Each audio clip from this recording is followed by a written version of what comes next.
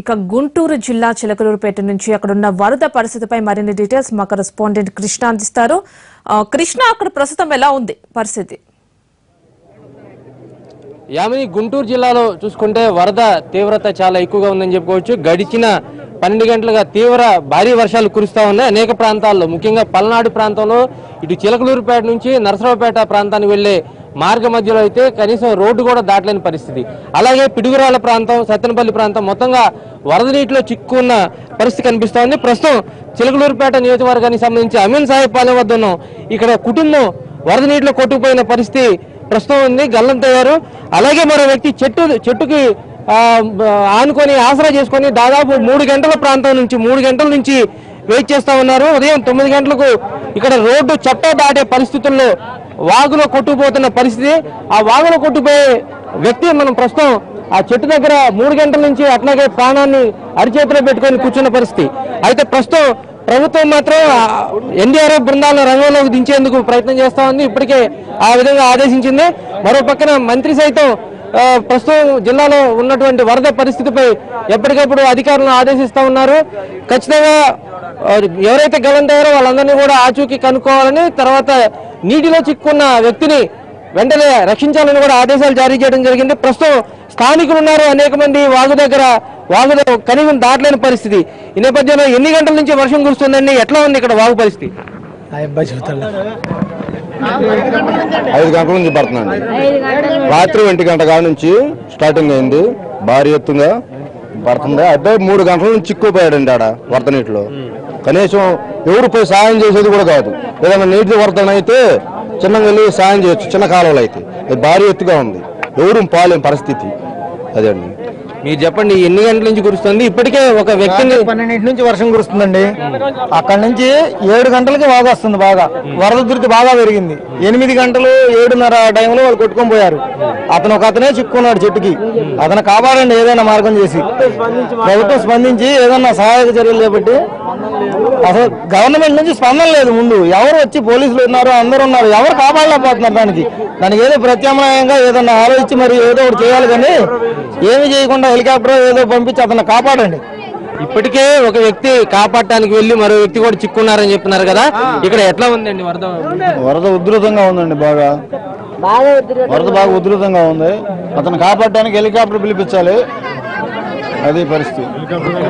మొత్తంగా ఈ కాలనీ అసలు 2 గంటలు అవుతుందిగా మనిషి అక్కడ ఉండే 3 కొట్టుకుపోయారు. ఇప్పుడు ఆ మనిషినైనా తీసుకురావాలా లేదా అధికారులు చెప్పండి. మరి ఎంతమంది ఇప్పుడు 3 కొట్టుకుపోయారని చెప్తున్నారు?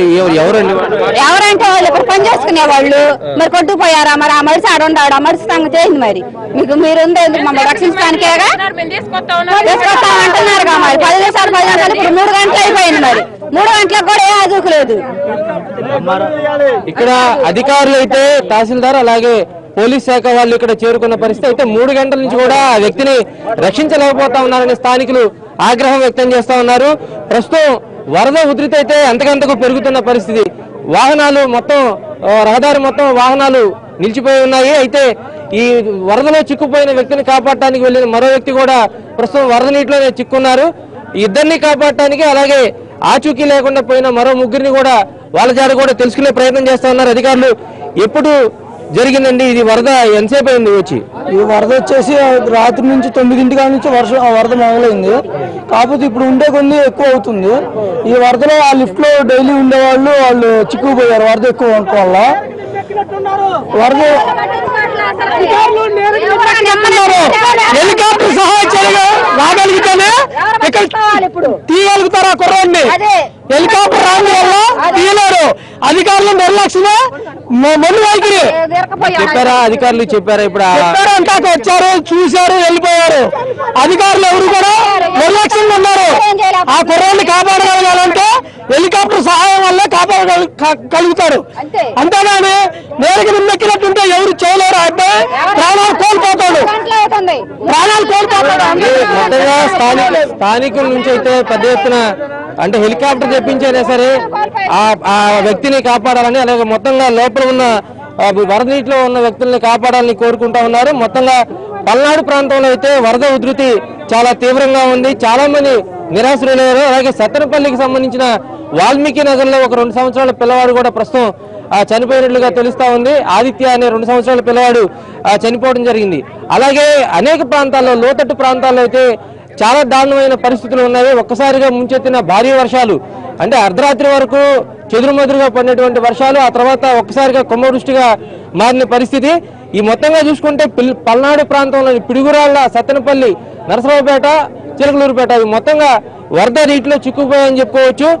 దీంతో పాటు అనేక ప్రాంతాల్లో ఇప్పుడు రెడ్డిగూడెం వద్ద కూడా రైల్వే ట్రాక్ సమీపంలో వర్షపు నీరు తీవ్రంగా వచ్చిన పరిస్థితి, వరద ఉధృతి పెరిగింది. ఈ నేపథ్యంలో ఉదయం నుంచి రైళ్లను కూడా నిలిపివేసిన పరిస్థితి కనిపిస్తూ ఉంది. ప్రస్తుతం స్థానికులు అయితే కోరుతా ఉన్నారు, ఇక్కడ అమీన్ సాహిబ్ పాలెం వద్ద ఎవరైతే ఉన్నారో వాళ్ళందరినీ కూడా కాపాడాలని పెద్ద ఎత్తున డిమాండ్ చేస్తున్న పరిస్థితి కనిపిస్తా ఉంది. యామిని.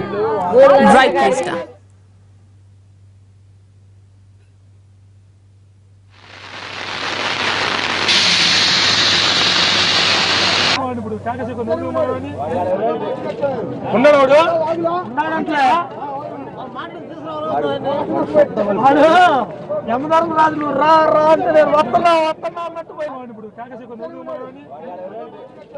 ఉన్నాడు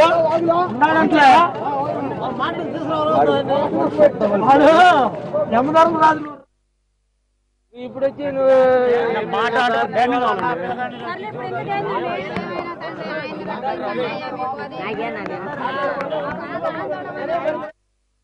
రా రా అంటే నేను వస్తున్నా వస్తున్నా అన్నట్టు పోయినాడు. ఇప్పుడు ఉన్నాడు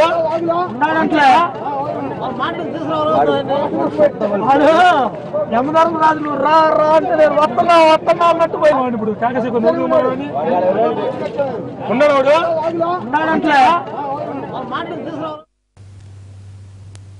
అది 2 తెలుగు రాష్ట్రాలు వానల కారణంగా చాలా దారుణంగా సఫర్ అవుతాయి.